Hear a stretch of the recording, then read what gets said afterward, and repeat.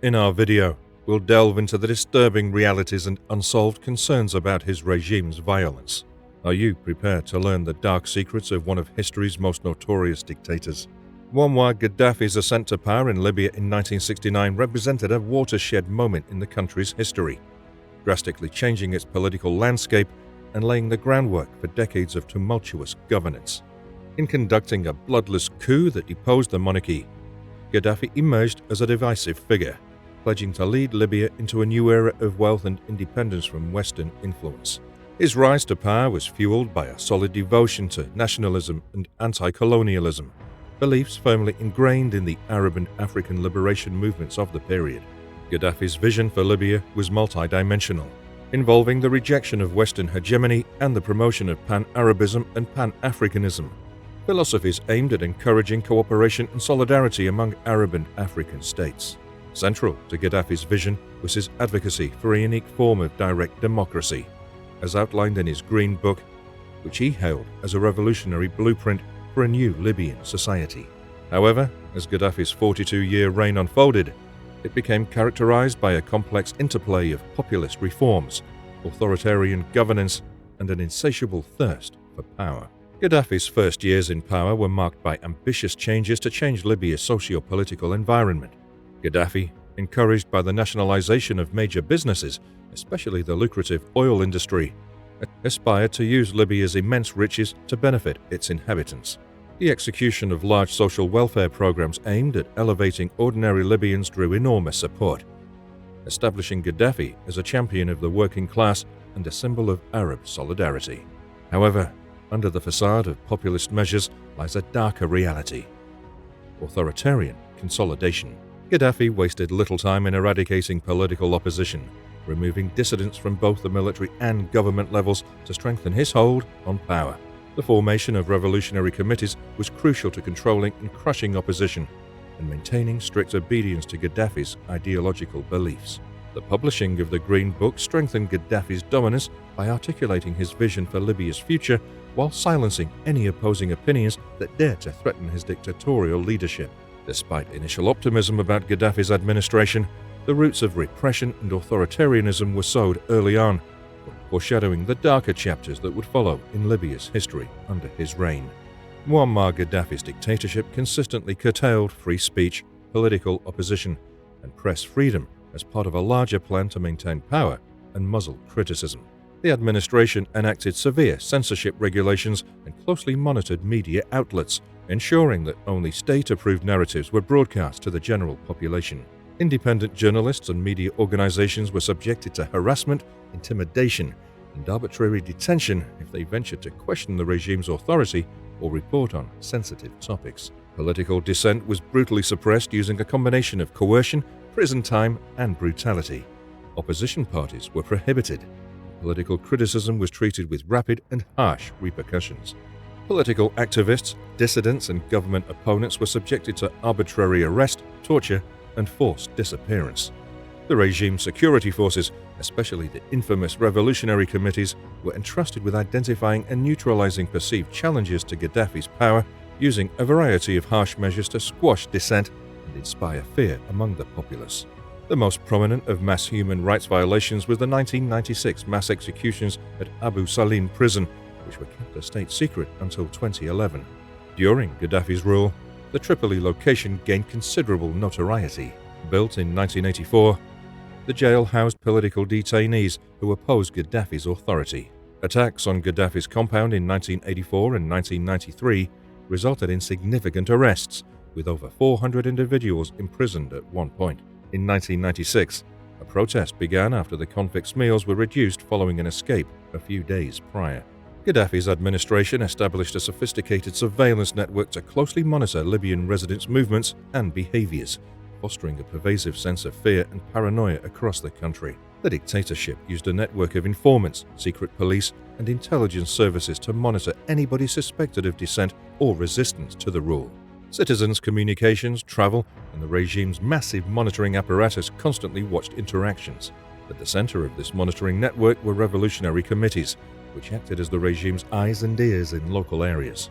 These committees were entrusted with detecting and reporting any signs of dissent or resistance to the government.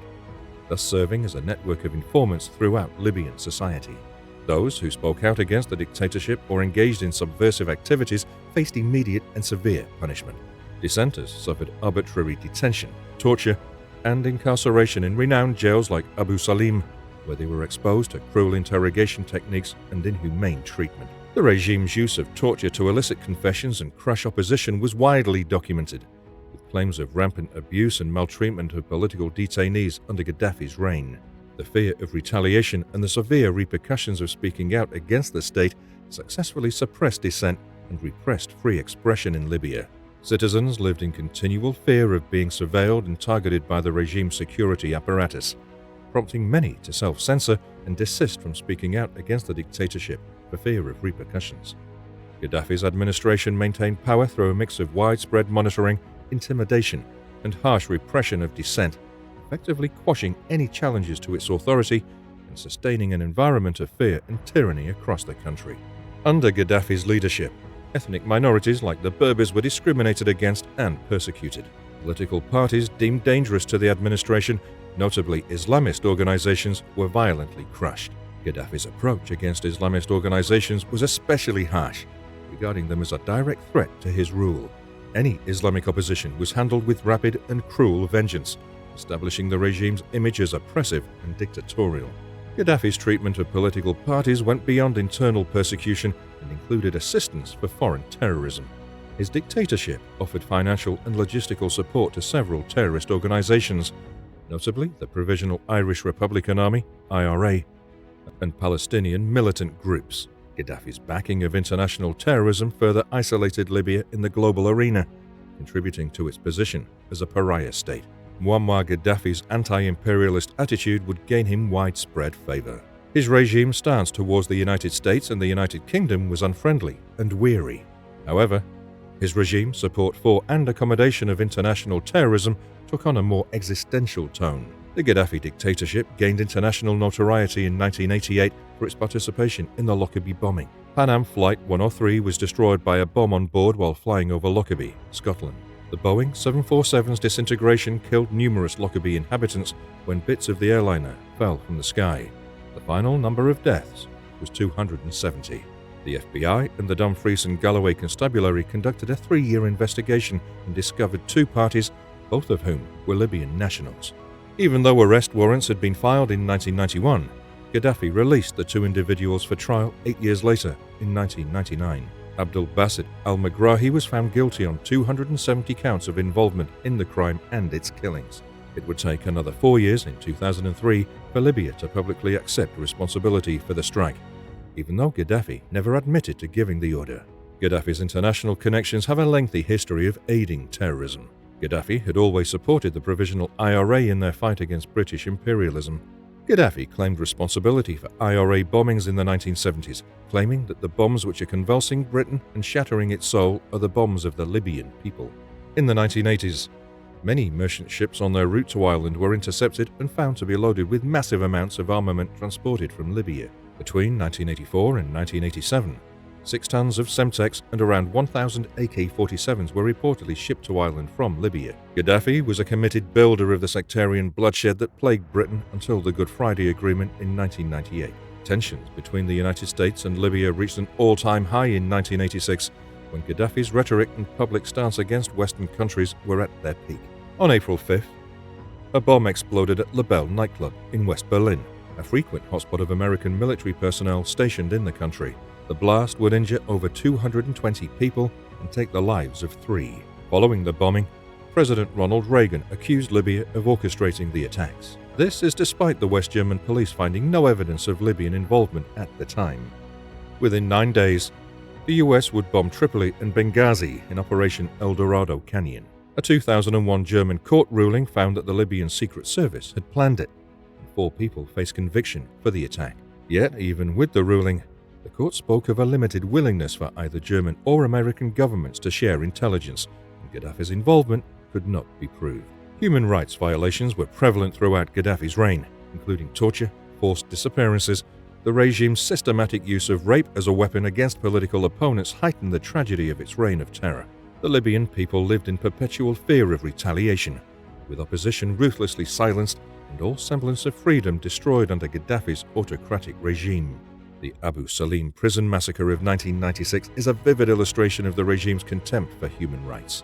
Over 1,200 detainees were reportedly executed in one day, with many more exposed to torture and arbitrary incarceration. The slaughter was a stark reminder of the regime's readiness to use violence to preserve power and crush opposition. Part of Gaddafi's achievement was the revamping and realization of Libya's potential. Oil deposits were discovered in 1959, promising a prosperous future for an impoverished nation. Libya will nationalize significant holdings in petroleum businesses nationwide once Gaddafi took power in 1973. This means Libya held control over around 70% of its oil output. Substantial oil profits were merely a windfall for the nation, whose population had barely reached 2 million when Gaddafi assumed control. However, it's thought that Gaddafi and his family siphoned around $200 billion from the government into bank accounts during his 42-year reign. Central banks, including JP Morgan, Goldman Sachs and HSBC, have received up to $53 billion in private accounts from oil earnings. The International Criminal Court would decide that Gaddafi could not distinguish between his country's riches and personal fortunes. However, his family was no exception. Muammar, one of his sons, was alleged to have demanded that the head of the National Oil Corporation provide him with $1.2 billion in cash and oil shipping. Other leaked files suggest that the government funded Hannibal Gaddafi's marine transportation firm.